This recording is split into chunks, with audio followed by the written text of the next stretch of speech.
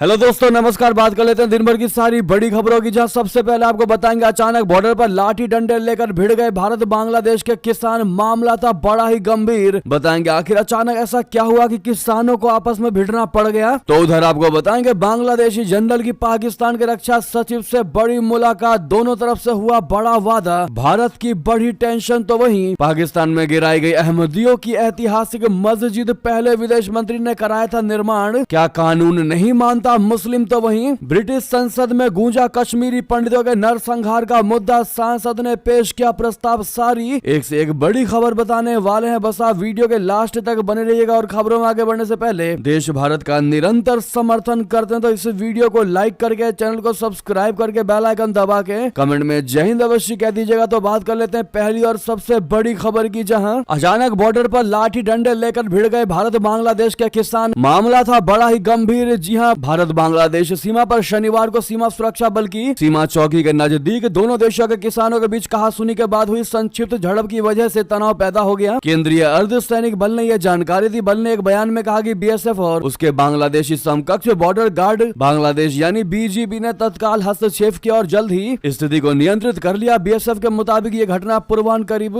11:45 पर हुई, जब अंतर्राष्ट्रीय सीमा के पास काम कर रहे भारतीय किसानों ने बांग्लादेशी किसानों पर फसल चोरी करने का आरोप लगा दिया। जी हां, उसने बताया कि कहासुनी ने जल्द ही उग्र रूप ले लिया और दोनों पक्षों के किसान बड़ी संख्या में एकत्र हो गए, एक दूसरे को गालियां देने लगे और एक दूसरे पर पत्थरबाजी करने लगे। बीएसएफ ने एक बयान में कहा कि बीएसएफ और बीजेपी कर्मियों ने समय पर हस्तक्षेप किया और स्थिति पर तत्काल काबू पाया। दोनों पक्षों के किसानों को तितर बितर कर दिया गया और उन्हें अपने अपने क्षेत्रों में वापस भेज दिया गया। घटना में किसी के घायल होने की सूचना नहीं है फिलहाल। बीएसएफ ने इस तरह के विवादों से बचने पर जोर दिया और भारतीय किसानों को सलाह दी है कि वे सीमा पर कृषि संबंधित किसी भी समस्या की सूचना सीधे बल कर्मियों को दे, आपस में डायरेक्ट लड़ाई करने की कोशिश न करें। किसानों के किसी भी शिकायत के मामले में आवश्यक कदम उठाए जाएंगे। सीमा पार बीजी ने भी हालात को काबू करने में अपनी अहम भूमिका निभाई। दोपहर बाद कुछ बांग्लादेशी नागरिक अंतर्राष्ट्रीय सीमा के 50 से 75 मीटर के दायरे में देखे गए, लेकिन खबरों के मुताबिक बीजीबी कर्मियों ने उन्हें वहीं रोक दिया, जिससे हालात नहीं बिगड़ पाए। बहरहाल दोस्तों, इस प्रकार से दोनों किसानों का आपस में लड़ना वाकई में दोनों देश के लिए कतई भी ठीक नहीं। तो उधर आपको बता दें, बांग्लादेशी जनरल की पाकिस्तान के रक्षा सचिव से मुलाकात, दोनों तरफ से हुआ बड़ा वादा। भारत की टेंशन फिर एक बार बढ़ा दी गई है दोस्तों। पाकिस्तान और बांग्लादेश ने आपस में रक्षा सहयोग बढ़ाने पर सहमति जताई है। बांग्लादेश के सेना अधिकारी lieutenant general S M. Kamrul Hasan ने रावलपिंडी में पाकिस्तान के रक्षा सचिव retired lieutenant general Mohammad Ali से मुलाकात कर रक्षा संबंधों पर बातचीत की है। पाकिस्तान और बांग्लादेश के रिश्ते ऐतिहासिक रूप से अच्छे नहीं रहे हैं, लेकिन हालिया समय में दोनों देशों के संबंध बेहतर हो रहे हैं। बांग्लादेश में शेख हसीना सरकार गिरने के बाद मोहम्मद यूनुस के नेतृत्व में अंतरिम सरकार बनी। यूनुस के आने के बाद बांग्लादेश लगातार पाकिस्तान से अपने रिश्ते बेहतर करने की कोशिश में है, जुर्रत में है। दोनों देश रक्षा क्षेत्र में भी सहयोग बढ़ा रहे हैं। जी हां, पाकिस्तानी वेबसाइट एक्सप्रेस ट्रिब्यून के मुताबिक पाकिस्तान के रक्षा सचिव मोहम्मद अली ने कहा है कि बांग्लादेश के साथ संबंधों को इस्लामाबाद बहुत महत्व देता है। बांग्लादेशी सैन्य अधिकारी ने भी दोनों देशों के बीच सहयोग की उम्मीद जताई है। लेफ्टिनेंट जनरल हसन ने मंगलवार को पाकिस्तान का दौरा किया था। यह किसी वरिष्ठ बांग्लादेशी जनरल का पाकिस्तान का दुर्लभ दौरा है। पूर्व में बांग्लादेश के सैन्य अफसर पाकिस्तान बहुत कम आते रहे हैं। हालांकि जनरल कमरुल हसन ने न सिर्फ रावलपिंडी में पाकिस्तानी सेना के हेडक्वार्टर का दौरा किया, बल्कि सेना प्रमुख असीम मुनीर से भी मुलाकात की। वहीं आपको बता दें, पाकिस्तान में गिराई गई अहमदियों की ऐतिहासिक मस्जिद, पहले विदेश मंत्री ने कराया था निर्माण। दोस्तों, पाकिस्तान के पंजाब प्रांत के दस्का में स्थानीय प्रशासन ने अहमदियों की एक ऐतिहासिक मस्जिद को ढा दिया, यानी गिरा दिया। गुरुवार 16 जनवरी को गिराई गई ये मस्जिद 7 दशक से भी ज्यादा पुरानी थी। इसे पाकिस्तान के पहले विदेश मंत्री बने जफरुल्लाह खान ने आजादी से पहले बनवाया था। स्थानीय प्रशासन ने पहले मस्जिद को अवैध निर्माण बताते हुए नोटिस जारी किया और फिर अतिक्रमण हटाने की बात कहते हुए इसको गिरा दिया। इस इबादत गाह के गिराए जाने को पाकिस्तान में अहमदियों के साथ जातियों के एक कड़ी के तौर पर देखा जा सकता है। ऐसे में अहमदियों में मस्जिद गिराने को लेकर बड़ा गुस्सा दिखाई दे रहा है। साथ ही साथ आपको बता दें, ब्रिटिश संसद में गूंजा कश्मीरी पंडितों के नरसंहार का मुद्दा, सांसद ने पेश किया प्रस्ताव। जी हां, ब्रिटिश संसद में कश्मीरी पंडितों पर हुए नरसंहार का मुद्दा उठाया गया। ब्रिटिश सांसद बॉब ब्लैकमैन ने भारत के जम्मू और कश्मीर में कश्मीरी पंडितों के नरसंहार की 35वीं सालगिरह के अवसर पर संसद में एक प्रस्ताव पेश किया। कंजर्वेटिव सांसद ब्लैकमैन ने बृहस्पतिवार को संसद के निचले सदन हाउस ऑफ कॉमन्स में इस मुद्दे पर प्रस्ताव पेश किया, जो जनवरी 1990 से चला आ रहा है। ईडीएम एक ऐसी विधि है जिसका उपयोग ब्रिटिश सांसद किसी विशेष मुद्दे पर संसद का ध्यान आकर्षित करने के लिए करते हैं। ईडीएम में कहा गया है कि यह सदन जनवरी 1990 में कश्मीर घाटी के अल्पसंख्यक हिंदू आबादी पर सीमा पार इस्लामी आतंकवादियों और उनके समर्थकों द्वारा किए गए समन्वित हमलों की 35वीं वर्षगांठ को गहरे दुख और निराशा के साथ याद करता है। जी हाँ, प्रस्ताव में ब्रिटिश हिंदू नागरिकों के प्रति संवेदना व्यक्त की गई है, जिनके मित्र और परिवार के सदस्य इस सुनियोजित नरसंहार में मारे गए, बलात्कार के शिकार हुए, घायल हुए और जिन्हें बलपूर्वक विस्थापित किया गया। इसमें जम्मू कश्मीर में पवित्र स्थलों के अपमान की निंदा की गई, न्याय मांगने के अधिकार सहित ब्रिटेन में हिंदुओं के अधिकारों की रक्षा की प्रतिज्ञा ली गई। जी हाँ, साथ ही साथ आपको बता दें, बीजापुर मुठभेड़ में 12 नहीं बल्कि 18 माओवादी मारे गए। नक्सलियों ने खुद मानी ये बात। 50 लाख का इनामी दामोदर भी हुआ इसमें ढेर। जी हाँ, बीजापुर जिले के पुजारी कांकेर मुठभेड़ के समाप्त होने के बाद पुलिस ने 12 नक्सलियों के मारे जाने की पुष्टि की, लेकिन नक्सलियों के सचिव ने पत्र जारी करते हुए बताया कि मारे गए नक्सली में स्टेट कमेटी मेंबर भी मारा गया। साथ ही दामोदर राव तेलंगाना स्टेट कमेटी का सचिव था। बताया जा रहा है कि मुठभेड़ में 50 लाख का इनामी मोस्ट वांटेड नक्सली कमांडर भी मारा गया है। नक्सलियों ने अपने जारी प्रेस नोट में ये बात बताई है कि मुठभेड़ में 12 नहीं कुल 18 नक्सली मारे गए हैं। नक्सलियों के दक्षिण बस्तर डिविजनल कमेटी के सचिव गंगा ने प्रेस नोट जारी करके जानकारी दी कि मुठभेड़ में 18 नक्सलियों के मारे जाने की जानकारी है। इस मुठभेड़ में मोस्ट वांटेड नक्सली कमांडर स्टेट कमेटी मेंबर और तेलंगाना स्टेट कमेटी का चीफ दामोदर उर्फ चोखा राव भी मारा गया, जो जिसके ऊपर 50 लाख का इनाम भी था। वहीं बता दें, डोनाल्ड ट्रंप 20 जनवरी यानी कल लेंगे शपथ। नेशनल गार्ड के जवान कंधे पर लगाएंगे विशेष पट्टियां। बता दें, डोनाल्ड ट्रंप 20 जनवरी को अमेरिका के राष्ट्रपति की शपथ लेने वाले हैं। इस दिन नेशनल गार्ड के जवान अपने कंधे पर खास किस्म की पट्टियां लगाएंगे। अमेरिका में नेशनल गार्ड के अधिकारियों ने बल के आदर्श वाक्य हमेशा तैयार हमेशा मौजूद के साथ जवानों के लिए कंधे पर लगाई जाने वाली एक विशेष पट्टी के इस्तेमाल को अधिकृत किया है। शपथ ग्रहण के दिन ये जवान कंधे पर विशेष पट्टियां लगाए हुए नजर आएंगे। इससे सोमवार को डोनाल्ड ट्रंप के शपथ ग्रहण समारोह में आने वाले लोगों को सुरक्षा अधिकारियों के बारे में पता रहेगा। वॉशिंगटन डीसी गार्ड के educated general brigadier general Leyland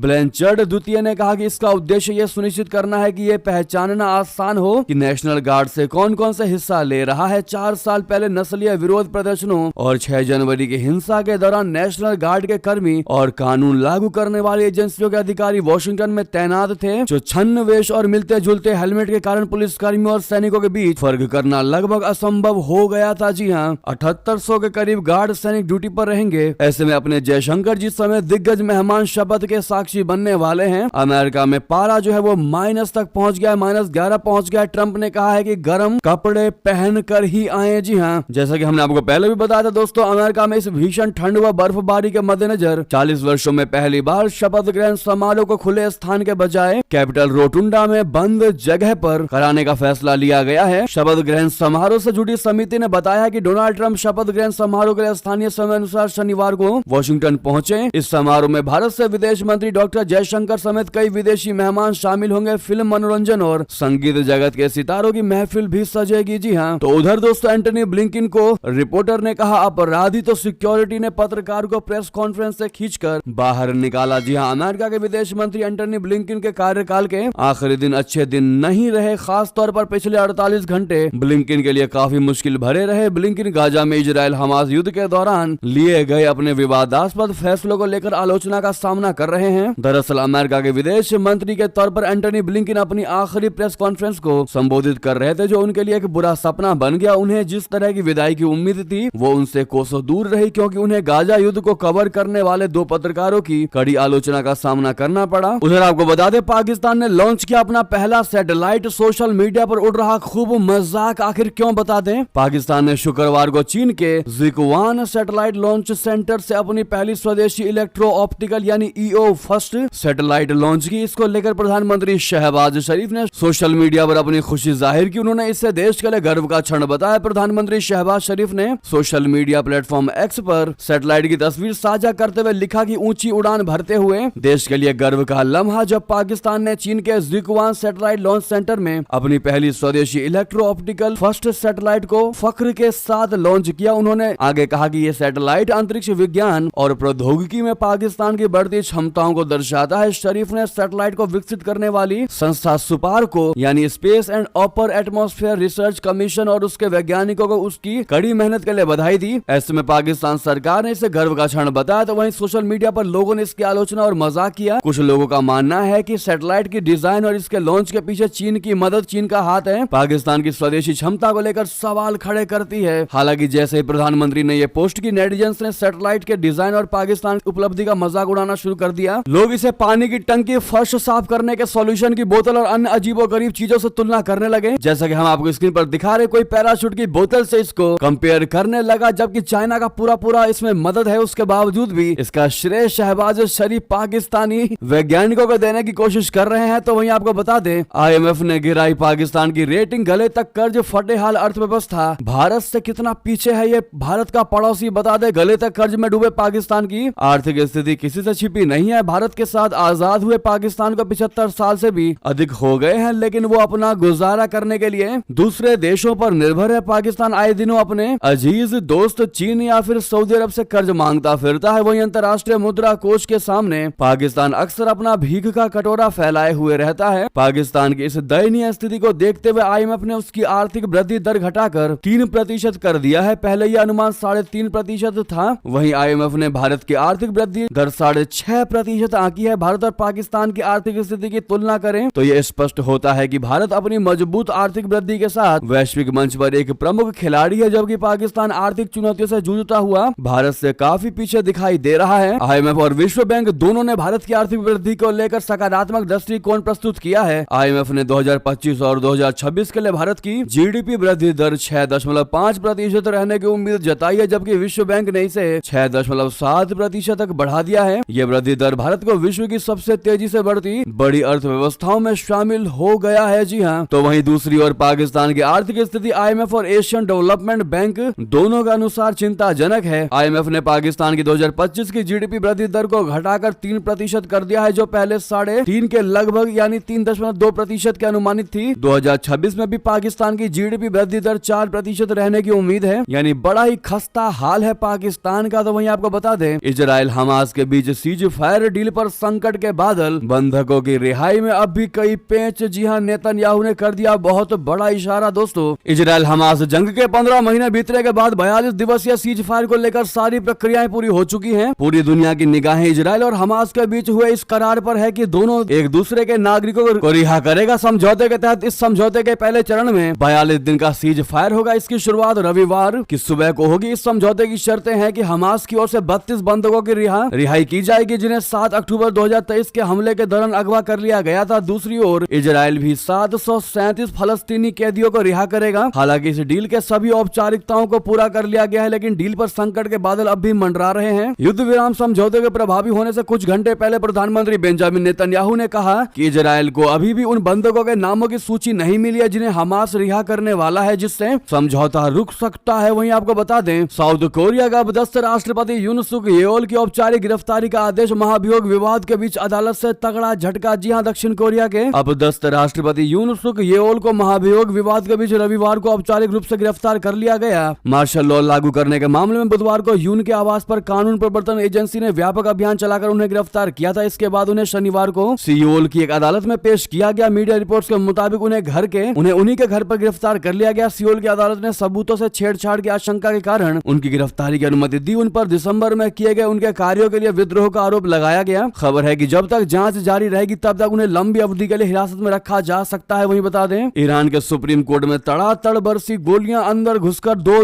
जजों की कर दी गई हत्या। जी हां, ईरान से एक हैरान कर देने वाला मामला सामने आया है, जिसने पूरी दुनिया को हिलाकर रख दिया है। ईरान की राजधानी तेहरान में सुप्रीम कोर्ट में 2 जजों की गोली मारकर हत्या कर दी गई। इसके अलावा हमले में एक गार्ड घायल है। हमला करने वाले व्यक्ति ने गोली मारकर अपनी जान दे दी। हमले के बाद कोर्ट के आसपास की सिक्योरिटी बढ़ा दी गई है। रिपोर्ट के मुताबिक बताया गया है कि इस गोलीबारी में न्यायाधीश मौलवी मोहम्मद मोगी सेह और न्यायाधीश अली रजीनी की मौत हो गई। इससे पहले 1999 में न्यायाधीश रजीनी की हत्या करने की कोशिश की गई थी, लेकिन वह प्रयास सफल नहीं हो पाया था। बता दें कि न्यायाधीश कार्यकर्ताओं के खिलाफ मुकदमा चलाने और उन्हें कठोर सजा देने के लिए जाने जाते थे। जी हाँ, तो उधर आपको बता दें, अफ्रीका पर कब्जा कर रहा है रशिया। कई देशों में बना रहा सैन्य बेस। आखिर क्या है व्लादिमीर पुतिन का यह बड़ा प्लान? दोस्तों, सेंट्रल अफ्रीकन रिपब्लिकन यानी CAR में रूसी सैनिक राष्ट्रपति फॉस्टिन आर्चेंड तोडेरा की सुरक्षा में तैनात है। CAR में विद्रोही समूह तोडेरा को हटाना चाहते हैं, जिनके खिलाफ रशिया उनकी मदद कर रहा है। रशिया के राष्ट्रपति व्लादिमीर पुतिन ने कुछ समय पहले तोडेरा से मुलाकात भी की है। ये रशिया के अफ्रीका में प्रभाव बढ़ाने और पश्चिम के दबदबे को कम करने की उसकी कोशिश को दिखाता है। CAR के अलावा भी कई अफ्रीकी देश हैं जहां तख्तापलट की कोशिशें और सशस्त्र विद्रोह चल रहे हैं। रशिया इन देशों को सुरक्षा सहायता प्रदान करते हुए अपनी हाजिरी बढ़ा रहा है। वहीं दूसरी ओर पश्चिमी देशों की दखल घट रही है। जी हाँ, CNN की रिपोर्ट के मुताबिक रशिया का अफ्रीका में प्रभाव बढ़ रहा है। खासकर ऐसे क्षेत्रों में रशिया की उपस्थिति देखी जा रही है जहाँ खनिज बड़ी मात्रा में है और विद्रोह के चलते अस्थिरता है। इन देशों में पश्चिम विरोधी भावनाएं हैं और यहाँ से पश्चिमी देशों के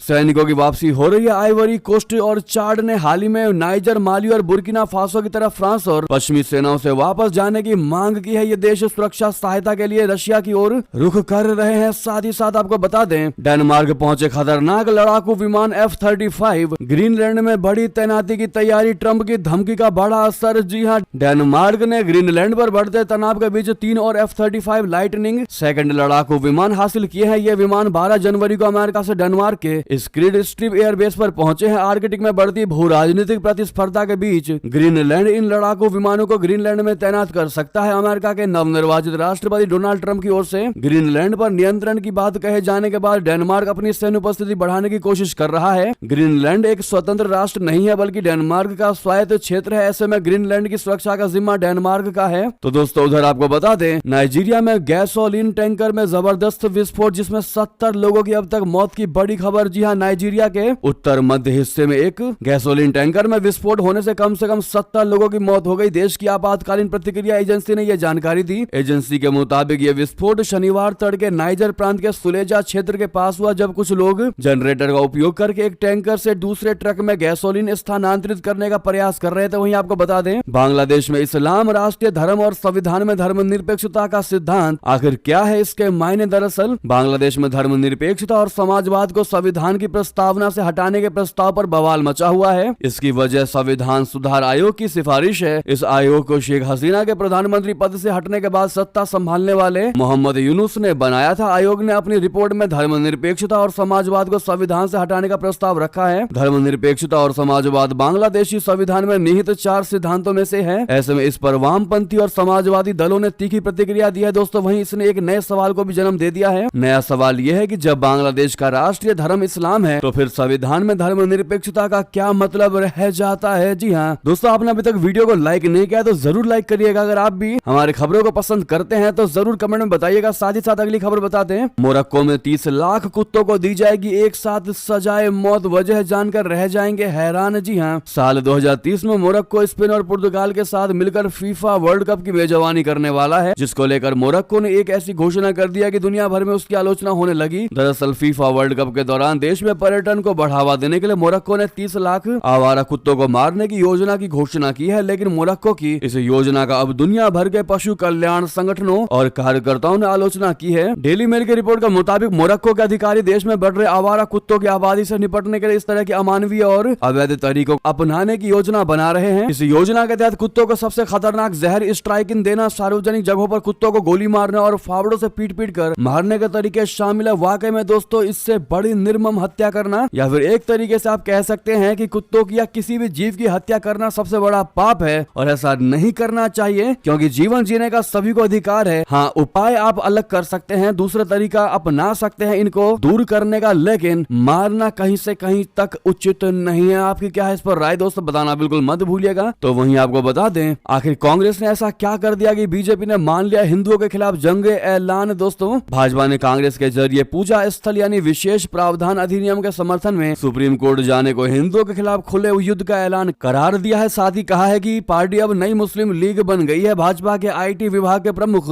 अमित मालवीय ने एक्स पर कहा है कि कांग्रेस ने ऐतिहासिक अन्याय को दूर करने के लिए कानूनी उपायों के हिंदुओं के मौलिक संवैधानिक अधिकार को अस्वीकार करने के लिए सुप्रीम कोर्ट का दरवाजा खटखटाया है। वहीं आपको बता दें, महाकुंभ में संगम स्नान करना मेरा सौभाग्य। जी हाँ, रक्षा मंत्री राजनाथ सिंह जी ने संगम में लगाई डुबकी, लेटे हनुमान जी का भी लिया आशीर्वाद। जी हाँ, रक्षा मंत्री राजनाथ सिंह जी ने शनिवार को प्रयागराज पहुंचकर पवित्र त्रिवेणी संगम में डुबकी लगाई। साथ ही रक्षा मंत्री राजनाथ सिंह जी ने गंगा आरती में भी हिस्सा लिया। इस मौके पर उनके साथ सांसद सुधांशु त्रिवेदी सहित पार्टी के कई दिग्गज नेता मौजूद रहे। संगम में डुबकी लगाने के बाद रक्षा मंत्री राजनाथ सिंह जी ने कहा कि मैं इसे अपना सौभाग्य मानता हूं कि ईश्वर ने मुझे ये अवसर दिया है। आज संगम में मैंने स्नान किया, मैं बहुत तृप्त महसूस कर रहा हूं। ये भारतीयता का आध्यात्मिक व सांस्कृतिक महापर्व है। किसी को यदि भारत और भारतीयता पर समझना है तो महाकुंभ में जरूर आए। ऐसे में क्या आप लोग दोस्तों इस बार महाकुंभ में जा रहे हैं? कमेंट बताना बिल्कुल मत भूलिएगा। तो उधर आपको बता दें, दिल्ली के सभी स्कूलों में ऑफलाइन क्लास फिर से शुरू करने का आदेश। कब से खुलेंगे ये स्कूल बता दें, दिल्ली सरकार ने सभी स्कूलों को एक नोटिस जारी कर दिया है कि ऑफलाइन कक्षाएं फिर से शुरू करने का निर्देश है। शिक्षा निदेशालय ने 17 जनवरी को एक नोटिस में कहा कि सोमवार से सभी स्कूल खुले रहेंगे और बच्चों की क्लास ऑफलाइन होगी। डीओई ने कहा कि वायु गुणवत्ता प्रबंधन आयोग ने क्रमिक प्रतिक्रिया कार्य योजना के चरण 3 के तहत उपायों को तत्काल प्रभाव से उठाने का फैसला किया है। इसमें कहा गया है कि इसके परिणाम स्वरूप निजी और सरकारी दोनों स्कूलों में सभी कक्षाएं तत्काल प्रभाव से ऑफलाइन मोड में संचालित की जाएंगी। तो वहीं आपको बता दें आखिर क्या है प्रधानमंत्री स्वामित्व योजना, जिसको 65 लाख प्रॉपर्टी कार्ड बांटे हैं पीएम मोदी ने। प्रधानमंत्री नरेंद्र मोदी ने शनिवार को 10 राज्यों और 2 केंद्र शासित प्रदेशों में 65 लाख स्वामित्व प्रॉपर्टी कार्ड बांटा। इस कार्यक्रम के दौरान प्रधानमंत्री मोदी जी ने वर्चुअली भाग लिया। उन्होंने कहा कि 5 साल पहले शुरू की गई इस योजना के तहत 2.25 करोड़ लोगों को अपने घर का पक्का कानूनी प्रमाण मिला है। पहले गांव में लोगों के पास लाख करोड़ की संपत्ति होने के बावजूद उसकी इतनी कीमत नहीं थी, क्योंकि उनके पास कानूनी दस्तावेज होते नहीं थे। अब 100 लाख करोड़ रुपए से ज्यादा की इकोनॉमी एक्टिविटीज का रास्ता खुल गया है। उन्होंने कहा कि आज के समय में गांव की अर्थव्यवस्था महत्वपूर्ण है। उन्होंने आगे कहा कि पहले घर या जमीन मिल्कियत को लेकर विवाद होते थे, दबंग घर और जमीन पर कब्जा कर लेते थे और कोई दस्तावेज नहीं होने के कारण बैंक भी किनारा कर लेते थे। इस योजना के तहत 12 राज्यों के 230 जिलों के 50,000 से ज्यादा गाँव शामिल है। अब तक 1,53,000 से ज्यादा गाँवों के लिए लगभग 2 करोड़ 25 लाख संपत्ति कार्ड तैयार किए जा चुके हैं। जी हाँ दोस्तों, केंद्र की ओर से चलाई जाने वाली ये सरकारी स्कीम है जिसे प्रधानमंत्री नरेंद्र मोदी ने 24 अप्रैल को 9 राज्यों में पायलट प्रोजेक्ट के तौर पर शुरू की थी। इस योजना में ड्रोन तकनीक के जरिए जमीनों की मैपिंग और मालिकों का एक रिकॉर्ड तैयार किया जाता है। इसके बाद संपत्ति के मालिकों को एक कार्ड मुहैया कराया जाता है। इसका लक्ष्य ग्रामीणों को संपत्तियों का मालिकाना हक दिलाना है। 31 राज्य और केंद्र शासित प्रदेश अभी तक इस योजना के तहत है। जी हाँ दोस्तों, इसी बीच ये थी की सारी बड़ी खबरें। आपको खबर कैसी लगी कमेंट में बताना बिल्कुल मत भूलिएगा। साथ ही साथ इस वीडियो को लाइक करके चैनल को सब्सक्राइब करके बेल आइकन दबा के जय हिंद अवश्य कह दीजिएगा और लगे हाथों इस वीडियो को दोस्तों, भाइयों में, साथियों में, रिश्तेदारों में शेयर कर दीजिएगा। व्हाट्सएप, फेसबुक, एक्स के माध्यम से मिलते अगली बड़ी खबर में। तब तक के लिए यहाँ तक बने रहने के लिए बहुत बहुत धन्यवाद। जय हिंद, जय भारत।